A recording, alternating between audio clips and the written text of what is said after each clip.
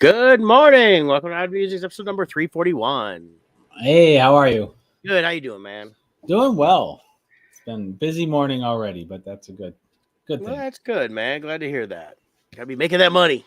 Yeah, we got 2 closings coming up Friday, so that's good.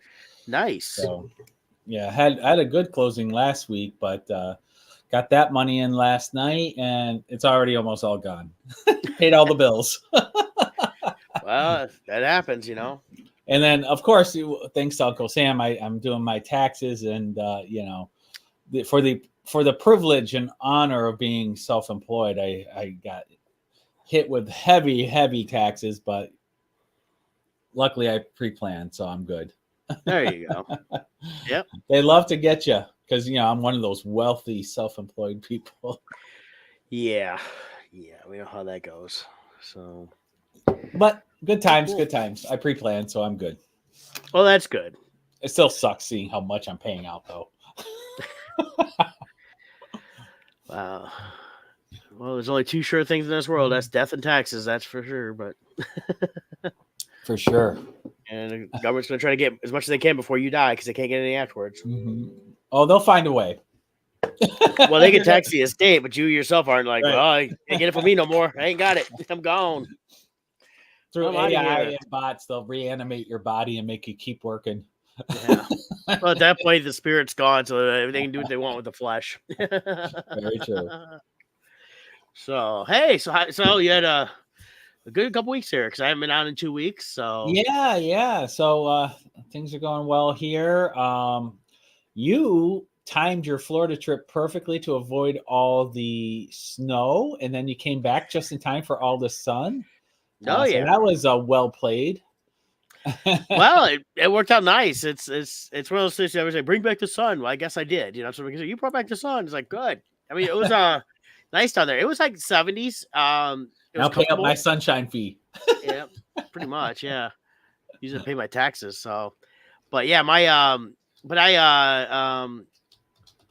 had good weather while I was down there. Sunny every day, mid 70s, except for the one day. The first day was on Monday was 60.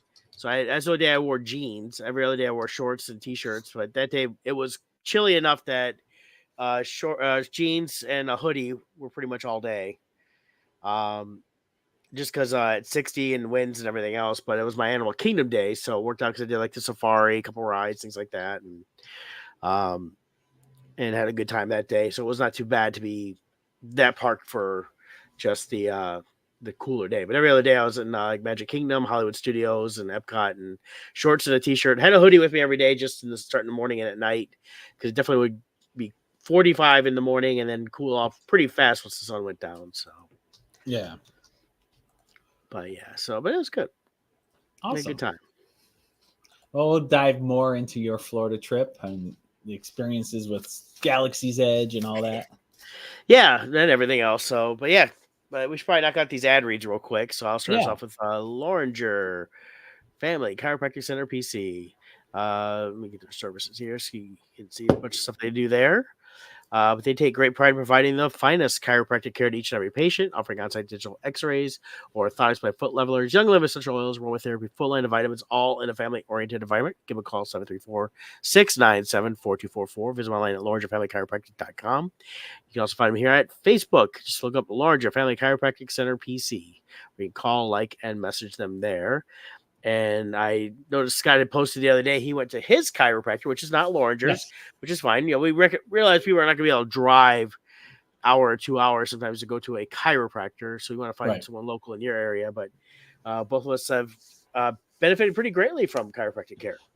Yeah, I'm on a maintenance program where I go once a month. And it's interesting because prior to going, I would self-crack my neck. I would do this head twist thing that would always crack my neck, which is horrible to do. Yeah, but I would do it like minimum 5 times a day because it would just. It's easy. I just move my neck anymore and it just goes. So yeah, and I would get this feeling of just tightness, and I would do that move, and it would just feel like a feeling of relief, and I would do it like at least 5 times a day. Ever since I started going, it's been over a year since I've done that. I don't even feel the need to. I just everything feels great, and So with the maintenance program, it's just interesting how, you know, you go through your month and you're feeling fine and stuff, and then you go in, and when he does his thing, it's like you feel that it's like, oh, I didn't even realize I was getting all that tension building up again, but he unleashes it and you feel great for another month. I love Awesome. it.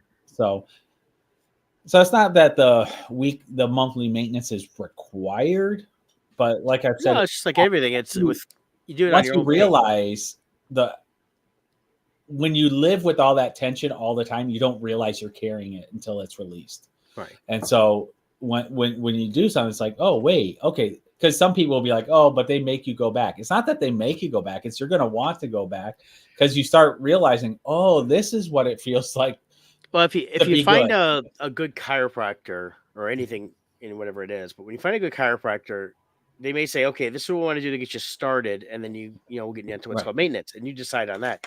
There are, unfortunately, just like in any field, doesn't matter what right, it is, people that will constantly try to get you to come and spend more money, right. and those few give the good a bad name. Yeah, which is why it's good to go to someone who you trust that Hmm. recommends them. Yep. So both Brett and I, we both experienced Lorangers firsthand. He's a current patient. They helped my daughter in the past. Great service, and we highly recommend them. Yep. All right, and then we Yep. also have Team Titans Real Estate. Why? Because you matter. That's right. Even though we utilize the latest in tools and technology to maximize your home buying and selling experience, we never forget. At its core, it's a people business, and so we take the time to get to know you. We put our relationship with you first, and it matters. It oftentimes our buyers don't even know what they want. They think they know what they want on paper, but in looking at houses and as we get to know them, there's been many times where based upon our knowledge of the person, we're able to say, you know what, let us do our own search. And we come up with something and show them, they're like, oh my God, this is exactly what I want. But it wouldn't have fit their criteria that they gave us.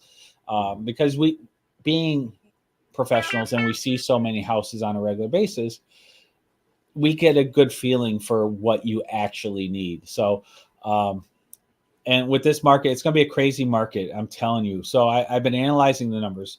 We had like 20% increases in prices in 2022. 2023, it leveled out. It was only about a 4% total gain for the whole year.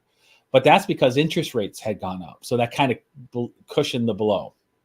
Well, now we have them going back down, and a lot of the projections I'm seeing is it's going to be the Mad Max Thunderdome out there, maybe even worse than it was in 2022 as far as the bidding wars. Time will tell, but I'm just saying it. I'm not trying to scare anybody, but if you're a potential buyer, you may want to get in the market now. If you hold out for that extra little tiny interest rate drop that might be coming, that may get offset by the large price increases that are being projected. Mhm. So come talk to us. You can always refinance down the road if the interest rates keep dropping, and they drop enough 6 months, 8 months, whatever down the road. You could look at refinancing again to get that lower rate, but you can't change your purchase price. So lock it in now. But for I myself, I'm starting to look for a place. I want to do it now. I don't want to wait till the spring when it's going to get we're going to be back. I can't say we're going to be, but I believe we're going to be back to $50,000 minimum. Appraisal guarantees. You're going to have that much cash just to put down. You know, crazy bidding wars and all that. So give us a call. 586-232-5144 is our team number. My number is 586-549-6096. I have that in the comments. Consultation is free. It costs you nothing. And no matter where you are in the state, we can help you out. We can refer you to other people. And even if you're in other states as well. So give us a call. We'll take good care of you.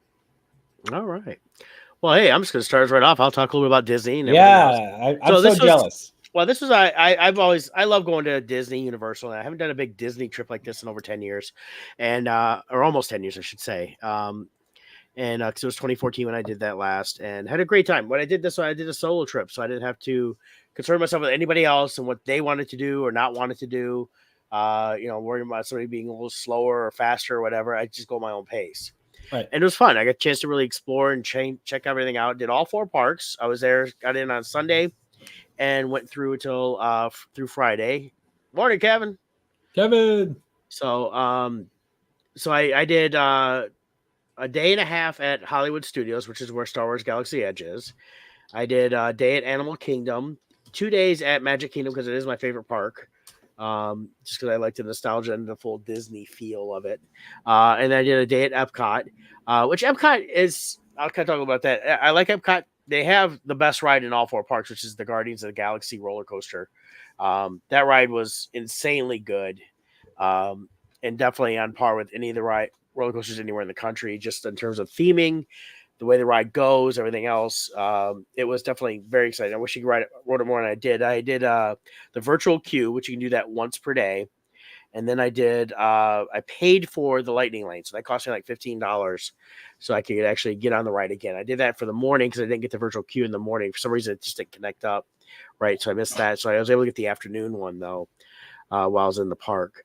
If I could have rode that 5 times that day, I would have. It was just a really good ride. Epcot for rides, they have several, not tons. I didn't do the Frozen ride, which is basically a ride through the story of Frozen. That one had long wait lines, and then I didn't get the lightning lane for that because I used the lightning lane that day too on a couple of things. I did get it for the Ratatouille ride, which was a lot of fun. You get into a car that looks like a mouse, so basically you're a mouse being chased through the kitchen and all that stuff by the bad chef from Ratatouille, and being helped out by the main characters from Ratatouille. That was pretty cool because it felt like you were actually that small with all the giant set pieces you see, plus the projection screen, stuff like that. And it's not on a track; it's a trackless move, but it does have a path it goes, but it doesn't feel like you're actually constantly just on a static thing. You're kind of moving all over and everything else. So it was really cool how they did the 3D and everything else with that. So that's right. It was fun. That one all day long though was backed up 2 hours. Yeah. I didn't check out every single land in the place. I did check out Mexico, walked through there real quick, rode the little boat ride for the Three Caballeros. I had lunch at La Cellier, which is in Canada. I checked out their little Canadian video presentation just before my reservation was up. Really good steakhouse. I've ate there before. I really like that place. Wander through like a bunch of other stuff, heading around through Japan and through the American area a little bit. And because of a couple of ride times, stuff like that, I kept having to go back somewhere before I came back out. And then it got pretty busy. Friday was a very busy day at Epcot. Part of it was just, Friday, you see different groups there, people taking the weekend off. I saw a few like bachelorette parties, groups wandering around because people like to go to Epcot to drink around the world and eat around the world. They had their art fest and their food fest going on. So a lot of little stands set up, things like that. So that was kind of cool. I didn't eat a lot of the stands because I got a good lunch there at La Soleil where I was a nice 16-ounce ribeye. I was stuffed for pretty much the rest of the day. So, Yeah. And that, but Epcot's never been my ultimate favorite just for going for theme park riding. If I was there, that one I would enjoy more with a group where we're like, hey, let's go and check out the different stands, maybe get a dinner somewhere or a lunch somewhere, but then eat around the world, drink a little bit, hang out, just kind of enjoy it as a hangout park, which is what I think it kind of feels like. And that Mission Space I didn't do because as you can hear my voice a little bit. I've had this upper respiratory congestion thing, and it's not anything catchy. I just can't knock the rest of it out. Just better today than I have been the last couple of days since I got home, but I didn't want to do that because it's actual. You feel the pressure on that Mission Space because it's like a shuttle launch, and I didn't want it to mess with my breathing and all that. Did of course Spaceship Earth, which is the big ball there. So I enjoyed a lot of stuff. There's a lot of things I could have done I didn't do there, but it was also my last day, so I was getting a little tired. Yeah. But I had fun with that. But one of the fun things I did though at Galaxy's Edge though was I get to go ride the Smuggler's Run, which is the Millennium Falcon ride. You have a question, Scott? I was before you get into you didn't make it over to, is it Animal Kingdom? Yeah, I did that Monday. Did you go on the Avatar ride? I did, yes.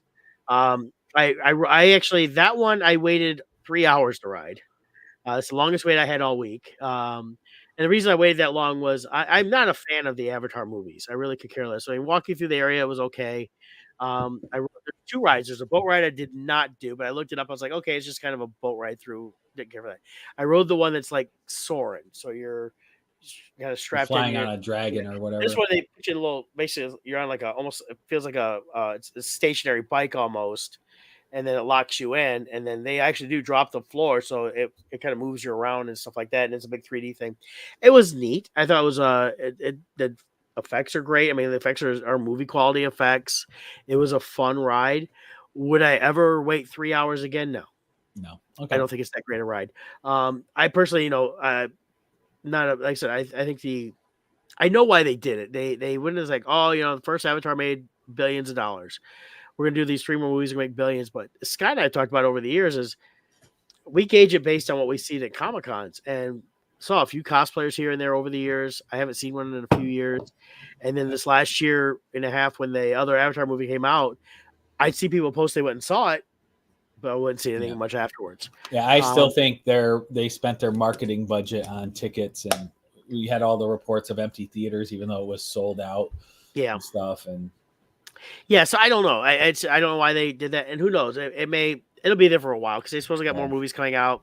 It doesn't hurt the theming. They are going to be putting in. I guess I heard someone say they're doing a Zootopia, which is based on the animated movie, and then they're supposed to do a second movie of that. That would make a little more sense in terms of being a Disney themed product geared towards kids. So, well, I guess I'll go through my days real quick. I'll start with Monday. I will jump back to Sunday because that was another Hollywood studio, but that'll go with the Wednesday day. But Monday was my Animal Kingdom Day. I chose that day because when I looked at the hours for the parks, originally I was going to do Magic Kingdom that day, and Magic Kingdom was closing at 4:30 for a private event. So I didn't want to go and start at that park. And I had park hoppers, so I could have gone somewhere else. that has to But be a big private event. it happens all the time. Corporations will rent out the park, and they will Really? close it sometimes around 4:35. They say 4:30, 4 or 4:30. I think is when they say close. Basically, the event probably didn't start till 6 or 7 because they have to have time to get everybody out of the park. Right. And basically, what they do is they basically move them from the backs all the way to Main Street.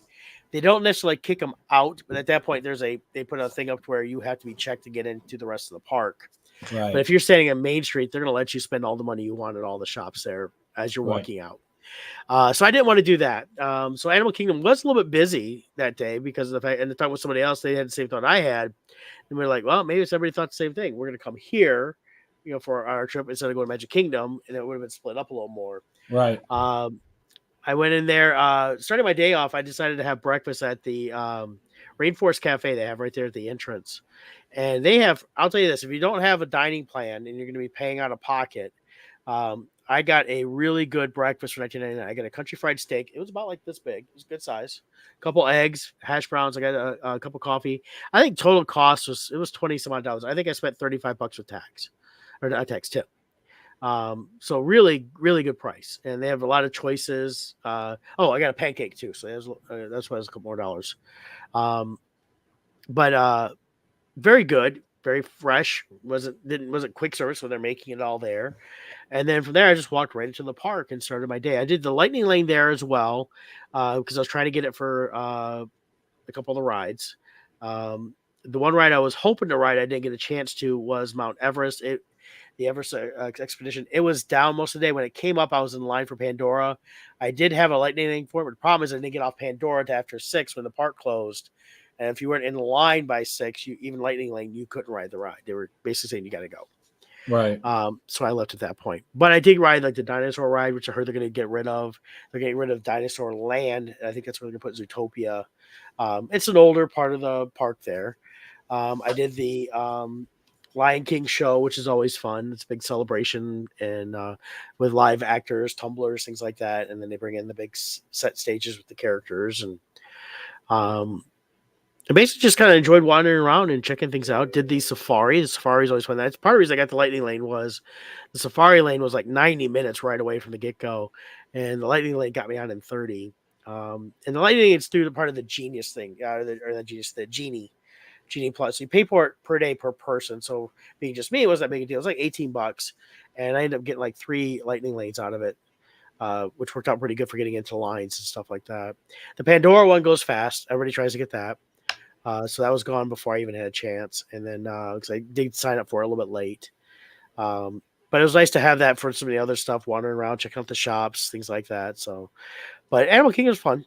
It's a neat little place. I recommend checking that out at least just one day. You're not going to need more than a day. But the safari is cool because you're on a big, basically truck, And they have tons of wild animals. I mean, we saw lions, we saw rhinos, we saw hippos, giraffes were all walking, and they're all walking around. Some come pretty close to you. So it feels like you're doing a real safari, and it's not like as a gimmick ride. They actually are Yeah. conservationists working with these animals and helping out and stuff like that. So Cool. and then so that's kind of my day there. Tuesday was my first Magic Kingdom day. For the 2 days I did Magic Kingdom, which was Tuesday, Thursday, I did not do the lightning lanes. The one thing I did was to get on the Tron ride, which is at Magic Kingdom, you have to do virtual queue. They don't have a walk up, or you can buy the lightning lane for just getting on that ride. I did the virtual queue both days, so I didn't have to pay extra for it. Fun ride. If you're a Tron fan, you're on the bike, which is iconic. So is that what you pulled up there? No, This is the Magic Kingdom page. Since you're talking okay. about Magic Kingdom, I was gonna bring up some photos too. So yeah, feel free to bump this out. Yeah, I'll do that right now. Actually, Yeah, this is me. photos. This is me at Galaxy's Edge. Let me do this. I don't know if I have any. Let me see. I know I posted a bunch. You can see a bunch of the pictures I posted and stuff like that. Here we go. There's me riding the. I love that picture. Yeah, that's it. That's the initial jump. This is if Brett was in Sons of Anarchy. Yeah, right here. So this is the initial go when it takes off, and so this was on Tuesday. So is it stationary, but everything's moving around you, or are you actually shooting through? No, it's a roller coaster. It's a roller coaster, guy. Yeah. Let me talk. Just be quiet. I'm curious. It looks. I'm going to cool. tell you. You start asking questions before I have a chance to talk about it. I want to know, when you got off the ride, did you have ice cream? No, I did not have ice cream.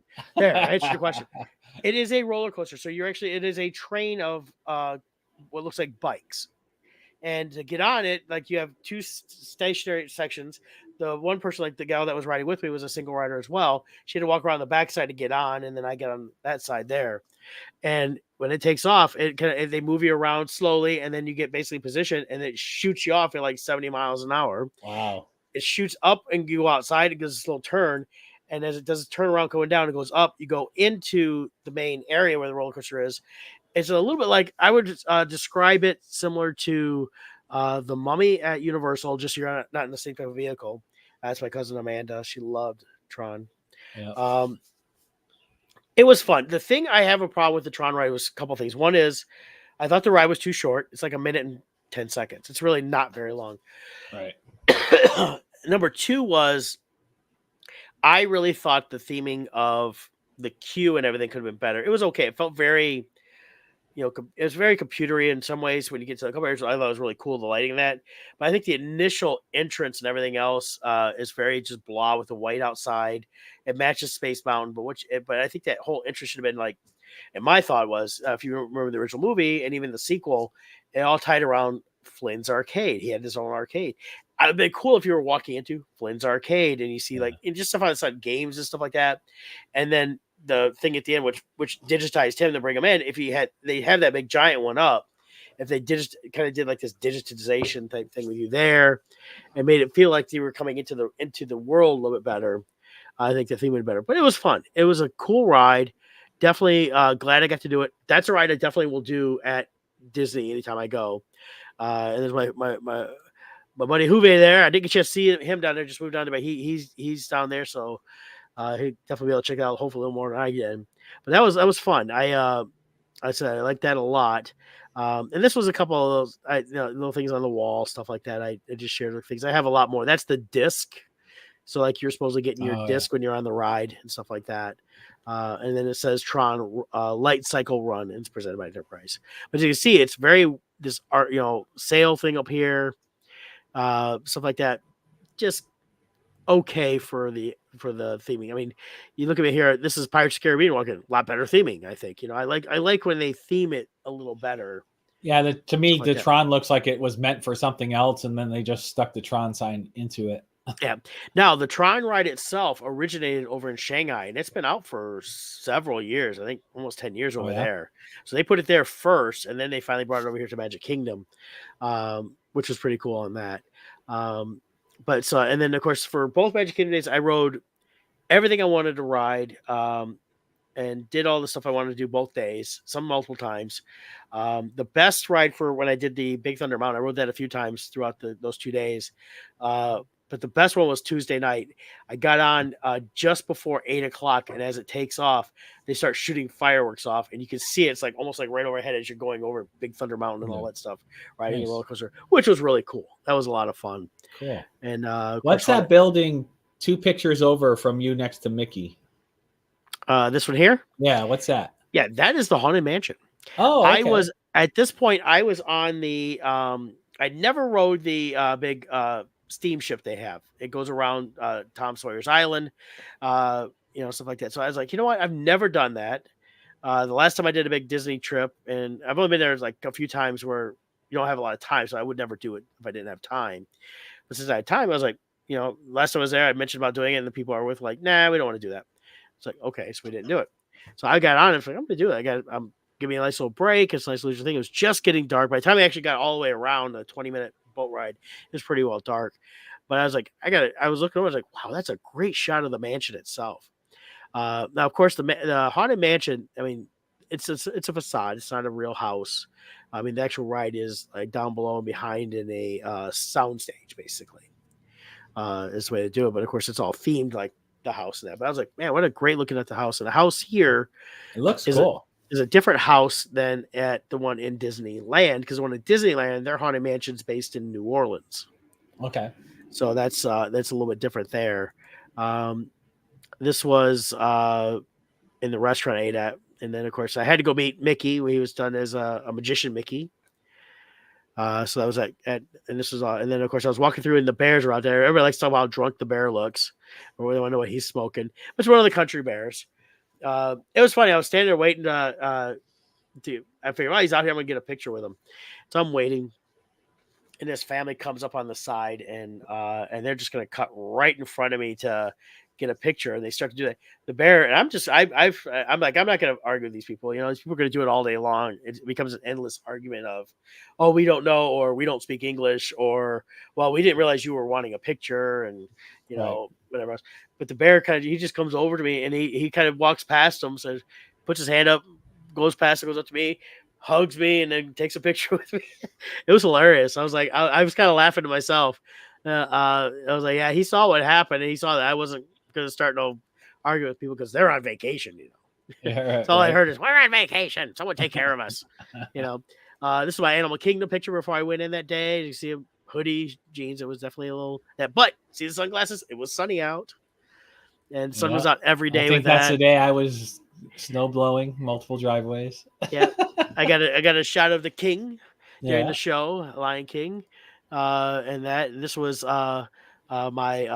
this was actually dinner on Sunday night at the 50s Part-Time Cafe. That's 3 things. It's fried chicken, meatloaf medallion with the potatoes and gravy, and then their pot roast and that. And that's my old fashioned. That was tasty. Nice. And I already had my power pack out charging my my phone, and then from the balcony near my room. I was a balcony, just outdoor sits.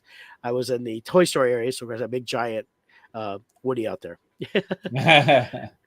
And then when I was at Hollywood Studios, I'm at Edna Mode. I like doing the character meets. I think it's fun. I saw Frozone, Mr. and Mrs. Incredible out, but I didn't go see them because I had lunch reservations. And then, of course, I did meet Sully to put on my Pixar hat for a minute with him. Nice. And then my favorite Mickey there is Sorcerer Mickey. That's my favorite Mickey, and he was there at Hollywood Studios. So I got a chance to see him. It was really cool. And Minnie was in the other room, so you get to see both of them. This is here, though, is the blue milk. So I've got the cup here, too, because it was a collector's cup. So that was kind of fun to try that out. It's all right. It's not the butterbeer of Star Wars likes. It's just not as good. It's okay. So I did see the Beast during my Beast. I'm kind of zipping through, and I'm going to concentrate on Star Wars. Because he came out when I was at the Be Our Guest restaurant. Had some good French onion soup. Now, I did try the gray stuff. It was delicious. You could ask the dishes. And then there's the castle at night. Is that what it's called, the gray stuff? Yeah, if you remember, in the song Be Our Guest, one of the lines is try the gray stuff. It's delicious. Don't believe me? Ask the dishes. There you go. I never realized they said gray stuff there. So they created some gray stuff. And I love it. It's cool. It was good. There's Epcot all. I did get to meet Donald. The shirt I'm wearing is a Star Wars shirt I bought. It is a Starfighter shirt. It has an X-wing on it, and it is Poe's X-wing because you can tell the droid is a BB-8 type droid. So that was pretty cool. And then this is the Guardians of the Galaxy ship that's outside the ride. This was at night while I was waiting to go on the ride. Because I had the virtual queue. That's me getting ready to leave when the night was done. Nice. Epcot last night. So and there's Mickey and that. But yeah, this right here is inside the Smuggler's Run. So this is a ride / video game. Is about the best way to describe it. You get 6 people involved. You have 2 pilots. One pilot does all the left-right stuff. The other one does all the up-down stuff. Then you have 2 of the gunners. The gunners basically press the button when they're told to shoot stuff. And you have 2 engineers that when lights come on, you hit all the lights and flip the switches to fix the ship whenever you get hit. So if everybody works really good together, you can get good points. We had decent points the second run. That was the one that I did the piloting on. I did 2 other runs where I was the engineer. And we got 2 of the it's like fuel for light speed. Which is funny, they never talked about it until recently in the more recent TV shows / animated shows they've had on Disney and that. But yeah, it's fun. And when you're in this part here, it feels like you're in the Falcon, but you're not actually walking. They don't really have the outside Falcon. They don't really have a tour through it. And you have a gangplank and they can go up into that, but I think it's just pretty much emptied out after a certain point. It's designed to get characters in and out. It's not designed for people that from here you go down a hallway. It feels like you're walking down the hallway that Han ran to get into either the gun chair or to the cockpit. Cockpit's a little bit bigger, a little bit different, but it still feels like you're there because you got the front part. Of course, then you have the screen and everything else. And the game / ride is Hondo sending you out as a smuggler. So a lot of fun. Nice. I would definitely do that one several times while there, a couple times here and there. The other ride is it's in the new part, Galaxy Edge, is the Rise of the Resistance. I got to do that twice. For Sunday when I was there, I rode both those rides. I did the Star Tours, which is the classic Star Wars ride, things like that. And I did a few other rides there too in Hollywood Studios, which I can get a little bit. But just dealing on the Galaxy's Edge, the Rise of the Resistance is a great ride. It's similar. There's that. Yeah, that's perfect. Yeah, you can kind of see this here. I mean, when you come in, I mean, those are giant AT-ATs you're looking at. So that's not a screen projection. It's actually like built props. Wow. Yeah, a lot of physical props mixed in with some of the screen stuff. Yeah. The initial getting into, and I didn't upload all these, but initial getting into the ride, you go through the main queue, which is basically through a cave. And then you end up on an evacuation ship. You basically, they walk you in one area, they open it up. You walk literally outside, and there's this big blue ship, and then over the side's Poe's ship. So you see all those. There's one way to see Poe's ship is during the ride. And then the side opens up. You load into the bay of this ship, and they have a Mon Calamari and then Nien Nub, which people recognize that name if they know Star Wars quite well, are basically taking you out. On the ship. And the ship, you feel like you're moving. Basically, what it's doing, I think there's the part that you're in is actually moving internally to the next section that you have to get to. Because what happens is you get attacked by the First Order, you get caught up in the tractor beam, they load you into the ship, and then next thing you know, the side door opens up, and you can see it, and you walk out onto it. It's the landing bay on a Star Destroyer, and you got First Order officers there telling you to move, and basically they're going to interrogate you. And they don't like hustle you fast, so you can actually look around a little bit. So I did get a couple of pictures here, and I got to upload. But you probably see the pictures of people wanting to see all these stormtroopers just standing up, and that's that initial scene there. And it's huge. You got a giant or TIE fighter up on the wall, which is real, not real flying, but it's not a projection or anything, as well as a few other things. And when they get you to the next area, they start sorting everything into the groups because you get so many per of those 2 ride cars that are together. So, and then basically, are you purely riding in it, or like the Men in Black ride where you have guns? No, you're just riding. Just riding. Okay. Yeah. It would be cool to have like little guns on there where you're shooting stormtroopers or something. Well, the premise of this is when you go in after they sort you and you put you into a room, that's a holding cell, and it goes down to a point, and then up above is a projection where you see what's his name, the the redhead that was the First Oh, Order commander, Hux, Hux. yeah, Hux. him and a First Order trooper.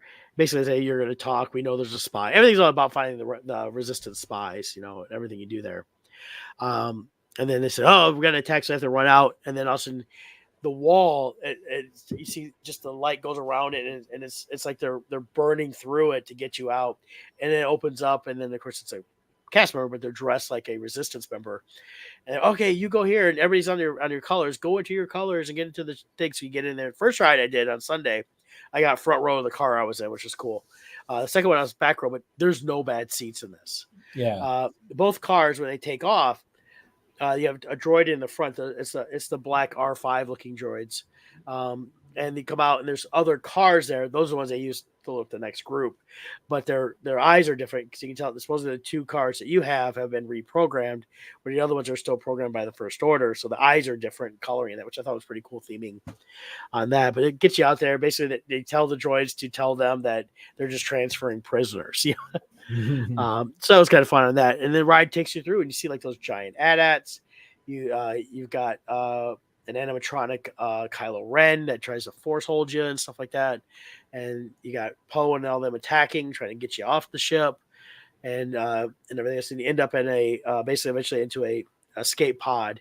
And so I told Scott he probably do all right. This is not Green God's bad for the drop, but there is a little bit of drop. Most of it's the 3D projected feeling of the drop.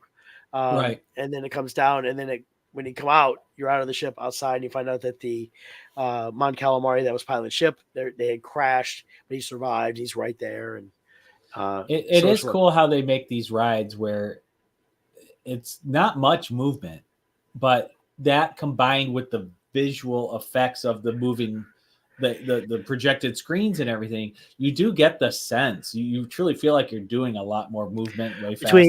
Between air movement and then they have gyrations and stuff like that, movements right. within vehicles that.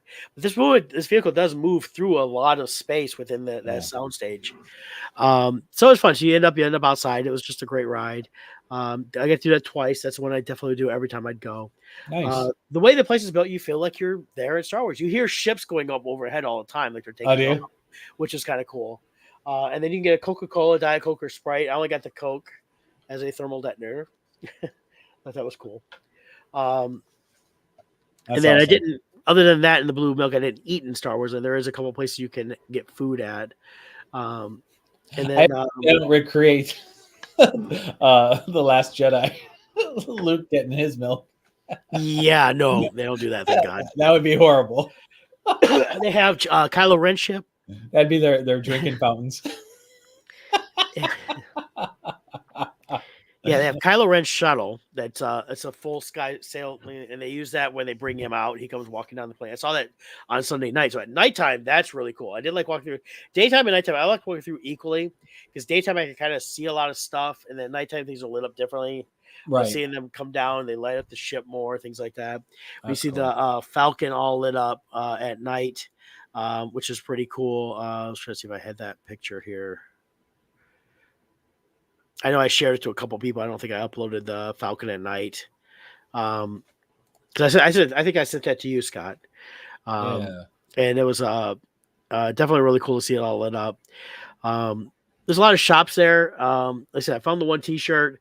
They have some costume stuff. I did see several, mainly females, a few guys dressed up, but mainly females. They were wearing some of the stuff there. Some were just dressed up. A lot of Instagram cosplayers. I know a few of them were from probably going to MegaCon that weekend, so they came out to take pictures in Star Wars land, and stuff like that. So there's an example there. You see that's the Falcon versus nighttime.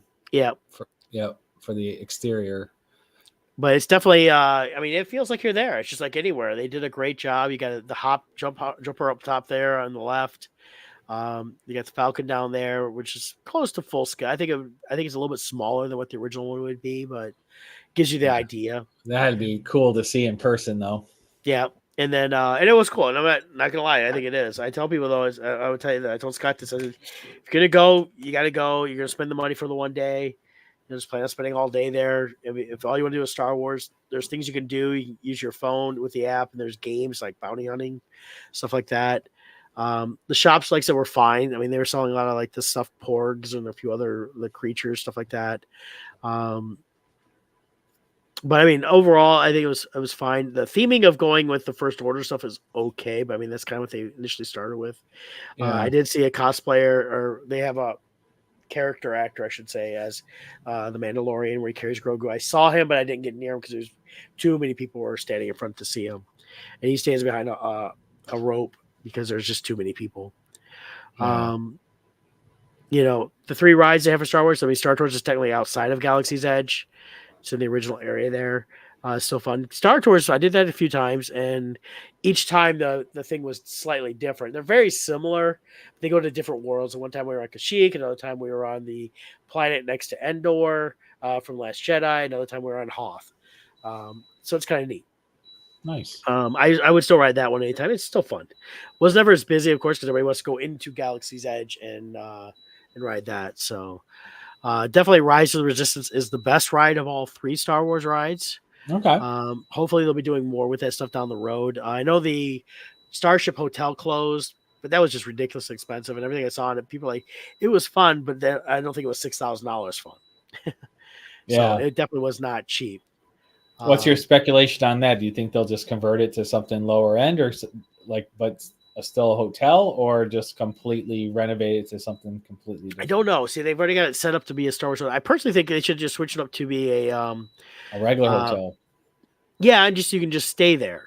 Yeah. Maybe you pay a premium per night, but everything with the money was you were involved in your own mission and stuff like that. So that's part of the issue with all that is I think people, you're spending that $6,000 or whatever it was. It really was thousands of dollars.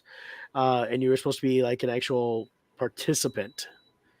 So just to stay there, and then you want to go to the park, and then you only went to Galaxy's Edge for like 4 hours or something like that. The 2-day stay you were there. Right. Everything else was done there. You had food included; it was all included, so your stay. So I think they have to reevaluate what they're going to do with it and see if it goes from there. I mean, there's been talks of them doing that at Universal with a Harry Potter hotel. I don't know how true that'll be. I mean, personally, I think you don't need to immerse them into a hotel to get people involved. People are getting that in the parks itself. Yeah, as long as the decor looks cool and kind of keeps you in there. I mean, you're pretty much, when you're doing a trip like this, the hotel is where you're going to rest. Well, yeah, I stayed at the All-Star Movies, and it's a lower end resort. It's probably the furthest one out, but they take buses, take you everywhere. So I didn't have to worry about transportation. But you know what? Cost-wise, kept me there. I was at the hotel. I get back when I was done for the day to rest, get up, leave. I wasn't at the hotel. Right. Some people now want to stay closer, and I can understand it with kids. If I had younger kids I was taking, I might consider staying at one of the closer hotels where you can easily leave the park, hop on, if you're right there on Magic Kingdom, hop on either the monorail or the boats, or whatever, and head to wherever you need to go. Because then you're staying right there, and you can take the kids back like around 1 o'clock in the afternoon. They take their naps, and you go back and finish the night off so they can see the fireworks. So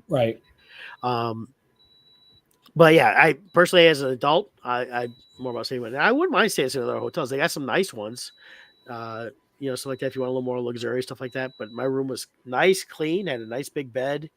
I liked where it was. They had their little food court and stuff like that. So I ate there a couple times, did some breakfast there. Because I had the quick service meals along with the dining plan. So I had quick service and sit down meals. So I split that up. But yeah, it was fun. It was a great trip. I had a good time. I definitely am going to plan another trip somewhere down the road and go back again. And definitely will do. Animal Kingdom is probably the one park I could skip. I mean, there's rides there I like, but it's not necessarily a riding park for me. But that might be something if I did it again, do like the half day there and then maybe a half day at Epcot or something like that. And then try to do like the Guardians of the Galaxy again. In that. But definitely I truly enjoy the classic rides at Magic Kingdom. The new rides are just a blast. And then, of course, Hollywood Studios. Besides the Star Wars there, you've got the Pixar land where you actually feel like you're in Andy's backyard and Mandy's room. I rode the Slinky Dog a couple times. That was a fun roller coaster. I like the theming on that one. It feels like you're walking through where they set it up. You get the box everywhere. It's a big giant box. And here's the track you bought to build your Slinky Dog roller coaster. And then the Midway Mania was fun. I'd done that one before because it's been there for a long time. they replaced the Great Movie Ride, which I did not ride the last time we were there, though I wanted to. The other people did not want to, so we didn't do that. And so I rode the Mini and Mickey's Runaway Railroad. That was a blast. Similar ride type of the Rise of Resistance. When you're in the cars for that one, they kind of move all over. There's 3 cars together. It starts off as a train, then they get split off when everything goes haywire, and all the different rooms are really cool. So yeah, see if it shows some of that. Let's see. I guess it's just this animated thing. Let's see. Oh wait, there's some clicks here. Yeah, because you end up like underwater through different scenes and stuff like that. Basically, Mickey and Minnie are trying to save you, and then that's the end there. Is this what you're actually seeing? So it looks like animated as you go through? Well, some of it's animated on the walls. Some of it is like that last scene there with them at the picnic is actually the faces are kind of animated, but it is a model, basically. Okay. Yeah. So they have a mix between that and very colorful. Looks cool. Yeah, I rode that one a couple times. A lot of fun. I like that one a lot too. That was cool. Nice. The initial part is once you get in there, you start off in a little room and it's Mickey coming out and they're going to go on a picnic. They're showing the thing, and also Goofy, of course, is the employee of the month for the railroad. He's the only employee. It causes some haywire, and then basically it blows up, and then the screen kind of lifts, but it really cool the effect. It looks like it actually blows a hole in the screen, and you walk.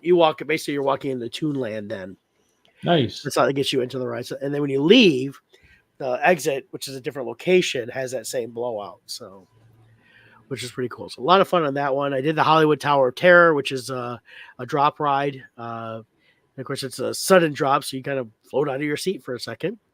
So that was fun. I did do the Indiana Jones stunt show. Was a fun. I like doing that one. That's if you went a couple days at Hollywood Studios, you only need to do that once, and maybe even every trip. But it was fun. I enjoyed that one. I'm trying to think what else was ride-wise there. The Aerosmith roller coaster was down. I'd never done that and wanted to do it, but it's been I don't know if they're going to change it or just refurbish it and keep it Aerosmith. I don't know what's going on there. I think what else there was. Yeah, that's pretty much it for that one. I mean, there's a lot of cool stuff to wander around, see, characters, stuff like that. So it was a blast. I mean, if you like, I like Disney. I like going to Disney. You know, a couple people say, "Oh, I should take you with us when we go." I'm like, let me know if I can work it out. I'll go. It's just like Universal. I still love going to Universal. I tell people I do Universal more because overall costs are a little bit easier to control than Disney in terms of the annual pass, staying on property, things like that. Disney, though, you really have to plan your days out, especially if you want to do sit-down dining, because reservations get snapped up very fast. I had a hard time getting decent reservations. I was looking at a couple lunch ones and a couple afternoon ones, so that worked out. But most of the later evening ones were gone. So, yeah. So that was my week last week, people. I had fun. It was a blast. Nice. Well, very cool. And this was your one of your shipped reward for being such a great employee for so long for them. Well, not employee, but independent contractor, I should say. You hit 10,000 shops. They basically give you a vacation, and they give you money towards that. So after the money they gave me, I spent an extra, like, a little bit more than 400, but initially $400 to the travel agent to cover the cost. And that basically covered my meal plan, which is, I highly recommend the dining plan if you're going multiple days. Cost wise, it will save you. I mean, it's like the Be Our Guest took 2 of the 6 points. Same thing with the Salier, but those meals alone would have been like $90 just for me, right? Tax. So it adds up. I mean, it definitely in the long run saves you. You get, and then you get the quick service ones, and then you get 6 snacks as well. And then you get a resort cup because you're staying on property. So with the cup, every day before I left the resort, I filled it up with coffee, drank coffee, headed over to the parks, ended up, put it in my backpack. Got back, I could have more coffee, hot chocolate, or all the soda I wanted. So nice. At the hotel, I didn't have to pay for any drinks. I just got whatever I wanted. So that was nice. Which, yeah, when you go on vacation, drinks can add up. You know, because and then you watch for other, so that's good. And I did the dining plan, but one of the promotions they had going on, which tied into me staying at the resort, was I got $360 in dining gift cards to use while I was there too. Nice. So I didn't pay for anything food or drink wise. That's awesome. And so I definitely came out way ahead. And then I have a Disney credit card, so I'd saved all my Disney bucks, put that on there. So all the shirts I bought, because I bought 3 shirts, they were paid for with that Disney bucks I'd earned by using the Disney credit card. So really, I didn't spend a whole lot of money this last week on my out of my bank account. Sweet. And the leftover bit I had, I gave it to a friend who was going to take his wife out to dinner because I'm not going to be back down there in time before it expires. But it was just for a single person with already having a dining plan, a lot of money to spend. That's why I used it on stuff like this. We're buying the thermal detonator. At Animal Kingdom, I was like, oh, I'm going to give me a drink. I wanted a Coke. Oh, you buy this and get a Coke, and you got to, and then you carry it with you. I got a canteen. I mean, the plastic's a little cheesy, but it'll hold water, and you can take it with you. And then, of course, I did the Star Wars cup too. So there's things like that. Got me an ice cream when I wanted an ice cream, or things like that. Use that dining card and whatever else. I was like, oh, this looks good. I'll try this. That's And awesome. I didn't eat tons. It's one of those things where I was kind of hungry here and there, but I didn't eat tons because a couple of meals I had were pretty filling for the day. And yeah, and you're busy walking around having fun. And doing 20,000 steps a day, even though I burned it off, I just wasn't hungry. I did try the Casey's at the hot dog place.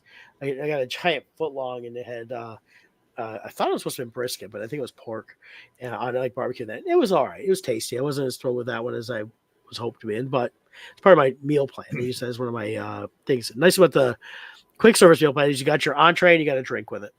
So I got a large Coke with it, and that was good. Nice. So. But yeah, if you got to plan, Disney plan everything ahead of time, and people say, "Oh, I hate making plans." You got to plan certain things, like the meals and stuff like that. But when you're there, your plans are going to change how you ride rides, especially with the Genie Plus, when you can get certain lightning lanes, and you don't want to be darting too much all over the place. You want to start on a kind of a path around the parks, so you don't have to cross too much. So, well, very good. It was definitely an adventure. Yep. Cool. Well, for me, I didn't have all that fun. One of the things I did watch, a movie that came out in 2019, Brett had seen it. It's called Yesterday. I never saw it. I happened to stream it the other day. That was really enjoyable. I was very happy with that. I was just kind of a little bit bored, so I'm like, I'll throw this on. Pleasantly surprised. Well done movie there. I liked it a lot. What I liked was how they tied in some real life stuff now or whatever versus the history of that. I mean, the basic premise is that this guy gets hit. That's the guy on the left there, gets hit by a bus. And at the same time, I believe the power goes out. And it's like a comet or something like that. And when he wakes up, the Beatles had never existed. And of course, then he finds out certain things like, there's like no Coke. Yeah, you would have been miserable. No Coca-Cola. Yeah. Well, there's water. And then no Coke. And then of course he's like, Oasis looks at the band Oasis, goes, well, that makes sense because Oasis really was inspired by the Beatles and stuff like that. So there's little things how they tied it in there. And it's a kind of a romantic rom-com too with that. Because he's a kind of a failed musician. Nobody likes his original songs. And he starts doing all the Beatles songs that nobody's ever heard of. And of course they all love them. I love how they incorporated Ed Sheeran into it too, playing himself. The best part was the dad. Ed Sheeran comes to the house. He's called him up, and he's like, "Yeah, whatever. You're not Ed Sheeran." Hangs up on. Shows up at his house because he wants to bring him on tour with him, since he's kind of getting known from basically YouTube and all that stuff. And his dad looks at it. He comes out. Hey, how's it going? Hey, anybody ever tell you look like Ed Sheeran? And he goes, "Well, I am Ed Sheeran." And he goes, "Oh, good for you," and walks out the door. Which was hilarious. I mean, the parents were just kind of oblivious on the whole thing, which was funny. Yep. And that. But yeah, if you've never seen it, it's a good one. Danny Boyle's the one that directed it. He does he's done a few good movies over the years. Pull him up here. You'll recognize a few things here, like Slumdog Millionaire, 28 Days Later, Shallow Grave. Train Spotting is another one he did. So he's got a good record on doing some good movies and stuff like that. Well, this shows he's got variety. He's got range in what type of movie he can do. I mean, 28 Days Later is a very different movie than supposedly they're doing now 28 years later. Right. So they did 28 days, 28 months, or was it 28 months later or something like that? And now it's going to be 28 years later. That's what I heard they're doing now. So, well, of course, the really confusing part is the original movie. Here, let me pull it up. Present, share screen, right here. 28 days. Well, that's not the original one. That's the Sandra Bullock where she was drunk. Right, yeah, but it's like 28 days is somebody did this as a meme. It's like I still don't understand how this led into the other 3 films, because then Yeah. you have 28 days later, 28 hours, 28 weeks, and Yeah, now we're yeah, gonna have this was 28 years or yeah, something. 28 days and 28 days later, and then so yeah, Sandra 28. Bullock started it all. Yeah, there's 28 weeks later, which that was a decent movie. It was all right. Um, and then they said they just got greenlit for this last month for 28 years later. So and Yeah, Danny Boyle's directing. He's also one of the co-writers. So it'll fall, if you like those movies, I think it's gonna fall right in line. So yeah, and then unexpected news: Toby Keith passed away. That was, yeah, I mean, he's well, been battling cancer pretty bad. yeah, stomach cancer. Yeah. When I saw his performance, that was a few months ago now. He's saying, "Don't let the old man in." Yeah, you could see how skinny how much weight he had lost. He's a big guy. I mean, he looks like he could have been an NFL player. I mean, he had Oh, good. he was big. He was a big dude. So So, but yeah, he was a real blessing to a lot of people as far as his music. He's one, he's one of the modern day legends of country music. So I definitely well, have enjoyed his music a lot over the years. yeah, I've liked a few of the songs here and there, stuff like that. I know he's known for like Red Solo Cup is a very popular Uh, one. he's got so many. He's got like the hard hitting patriotic songs, but then he has these funny songs. Like I want to talk about me is hilarious. Yeah. Red Solo Cup is great. Um, Well, he also had one I always liked was the As Good as I Once Was. Yeah, yep. That was a I'm good not one. as good as I once was, but I'm as good Yeah. once as I ever was. Right. Yep, yep. That was a Yeah. good So one. he kind of followed in the lines of, I don't know if he directly meant to, but he reminded me a lot of Travis Tritt. Travis Tritt had like "Here's a Quarter, Call Somebody Who Cares," songs like that. So he kind of had that attitude to his music that was really fun. So Well, him and like Travis Tritt, bunch of those guys, they were really the originators of outlaw country. yeah, there you You know, go. they took it a little more out there more, and they changed up that little rockabilly feel to it, but they went a little more outlaw with it, incorporated more stuff. They were a lot of the forefront of those changes in country music that Mhm. took it from the classic twang that everybody knew to being something a little more, Yeah. and actually broadened the mainstream of it. So Yeah, so loved his music. So rest in peace there, Toby Keith. yeah, that was a little shock on that one the other day. So Yeah, I agree. and And then last but not least, unless you have more, no, go ahead. our Crimson Shadows Kickstarter. This is our largest one yet. It's our 198 page trade or graphic novel, as some people will say sometimes. It incorporates all 4 issues of Crimson Shadows into one, but we also have bonus content, 28 pages of story added, galleries, concept art, and other things like that. So go check it out. Let me post the link here.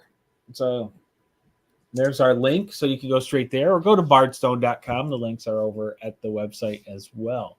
Yeah. So we're moving along. We got 26 records. We got a lot of people watching. We have about 77, I think it was, watching it. And so we still have like 60 people watching who haven't pledged yet. So a lot of potential there. If you're thinking about pledging, go do it now. Doing it sooner helps because once you cross that finish line, our minimum goal is 3,500. There's a lot of people in Kickstarter who watch, but they don't want to donate unless it actually gets funded. So crossing that finish line is a key part to do it early. Now, I've never understood that with people when they say, "Oh, I want to wait till it's funded to do it." Here's the thing: if it doesn't get funded and you pledged, You don't get you don't get charged. Right. So just fund it. So just fund it. Help get there. If you really believe in it, get it. And we all have. There's like 5 covers to choose from on the soft cover. Yeah. Scott and Kevin and I all have our own unique covers. I'll go Definitely. down there. So if you have a favorite out of all of us, get that Yeah. person's cover. So there's cover A. This one I did. Cover B is an homage cover I did.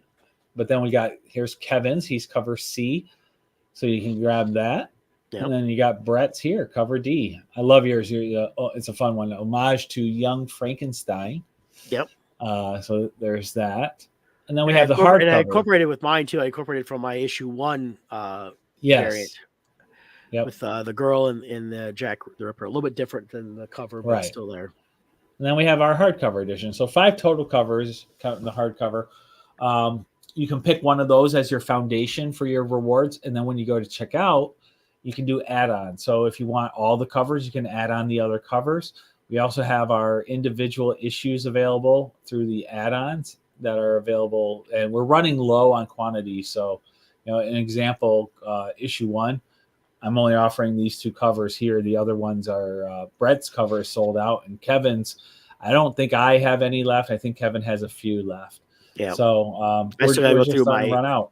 I gotta go through my inventory to see what I even have left Yeah. of any of them. So Yeah. So go check it out. And then I've got them priced really well. If you want to complete your sets where maybe you already have one of the covers for issue 2, but you would like to get the other variants, I've got them $8 each. Those were $15 originally. So yeah. I'm really trying to make it so people could complete their collections.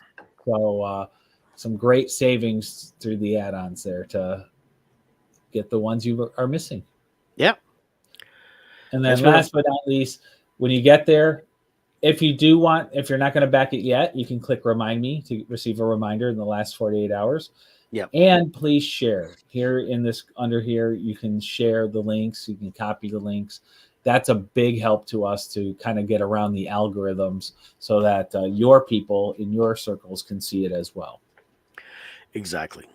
So there you go. Well, cool. Well, hey, I know next week we'll probably cover a little Super Bowl fun or whatever happens there. Yep. And we got Fat Tuesday next week too. Tuesday. I didn't realize that was next week. Okay, well, make sure we got Portuguese. Yeah. Yep. I think the other thing we'll have to cover next week as we get more information on is the new Gina Carano lawsuit against Lucasfilm. Oh, that's going to be interesting. That can have big ramifications just everywhere. And Elon Musk is funding that lawsuit for her. Yeah. Yeah. Which so that's very interesting. Yeah. So that's going to be interesting. We also had, there was something I was going to ask you about. I don't remember now. I'm sure it'll pop in my head during the week, but it was something that was announced. Oh, well. Oh, was it the Jurassic World?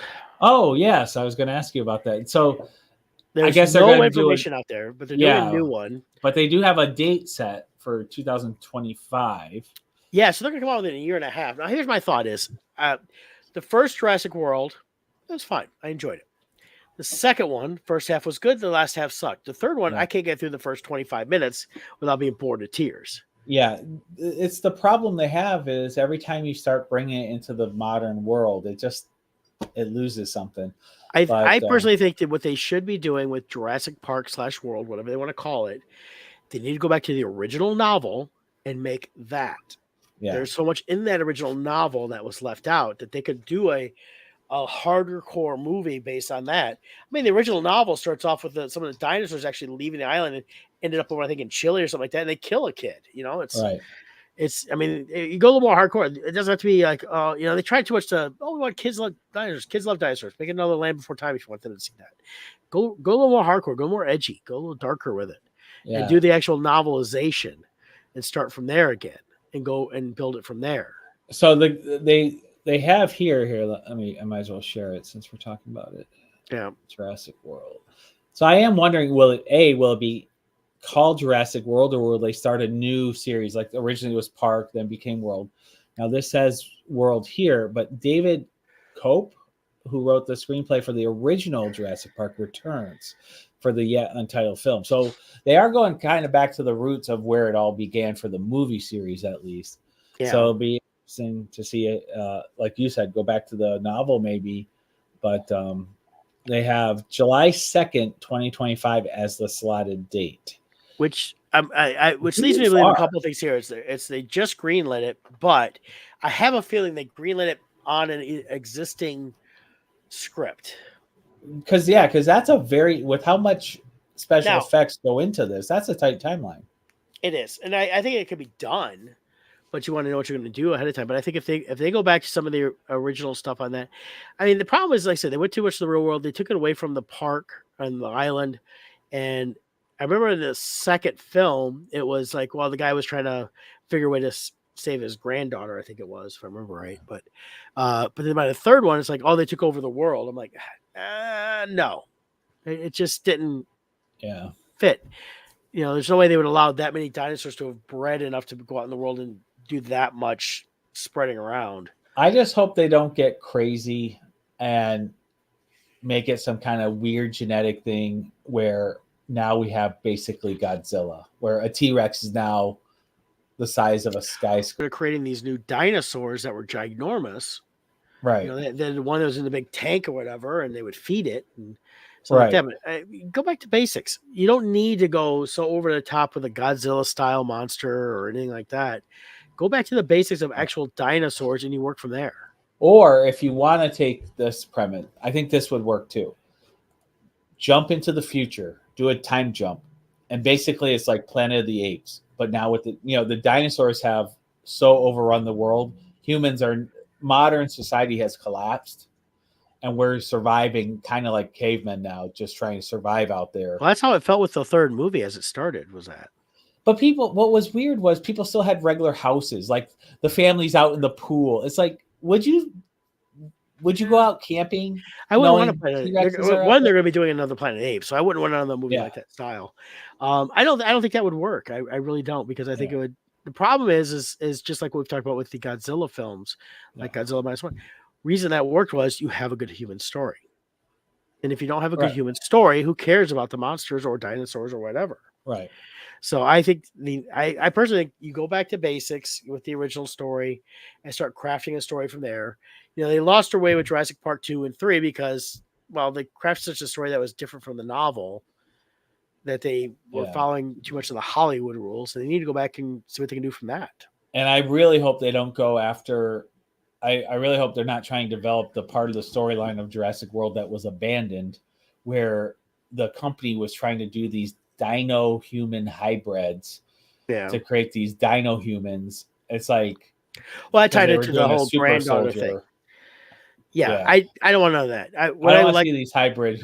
What I liked was the original Jurassic Park, and the main story was they got the DNA. They learned how to clone dinosaurs. They were going to set up a theme park. People were going to come to this thing, and then you had people that wanted to steal it. That was the corporate espionage. That stuff works. When they start getting too sci-fi out there with we're going to make these dino hybrids. Well, they didn't make a dino hybrid movie and call it something else. And then it basically becomes a prequel to what was that? Dinosaurs or whatever, that TV show way back when. No, Dinosaurs, It was called Dinosaurs, right? Yeah. Which was hilarious. It was a good show. Right. And then Jurassic World is actually the prequel to that. Yeah. But we created these hybrids. Yeah, no, we don't need to do all that stuff. So we'll see. We'll see what they end up doing with that. But yeah, I think it's gonna be a hot mess. I think you're right, though. I think this is something that was either it's in a script they were already had, or a former script that they decided to revive, because it's just the time frame's so tight. Here's the thing with the whole strikes and stuff like that. They can all say that, we're not doing anything. Bullshit. They were writing like crazy. Some of these people were. They had more time to do it. They weren't working on set, so they were prepping stuff. And some of these guys, I know, we're talking to producers and stuff like that. They're going, "This is what we want to do. Can you see what you can knock out?" So I'm sure whoever's the writer on this, I'm sure they were cranking that thing out for the last year. Yeah, well, kind of like with us with lockdowns. Look how much product we produced during that time. So during the strike, they, somebody who normally puts out maybe 3 scripts a year probably put out 20 during that time because they didn't have to. Well, most likely because when they don't have to work, they were writing spec scripts and stuff like that to get ready to have samples. Yeah. And then they went and marched once a week just to keep their affiliation with the union. So, right. But very good. All right, we'll talk some more about that next week, though. So I think that'll be fun. Yeah. All right, everyone. Have a good week. Watch Super Bowl. I won't be there. I'll be here. And get punch keys. Good. Bye. Bye.